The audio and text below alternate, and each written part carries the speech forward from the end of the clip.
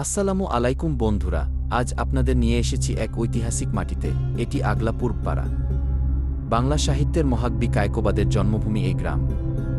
চারপাশের শান্ত পরিবেশ আর বাতাসে যেন আজও কবির কবিতার সুবাস মিশে আছে। এই গ্রামের অন্যতম প্রধান আকর্ষণ এখানকার প্রাচীন মিয়া বাড়ি মসজিদ।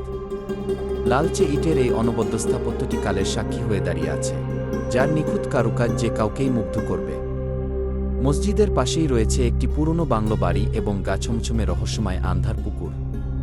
একটু এগোলেই দেখা মিলবে গ্রামীণ কবরস্থান, যা আমাদের জীবনের শেষ ঠিকানার কথা মনে করিয়ে দেয়।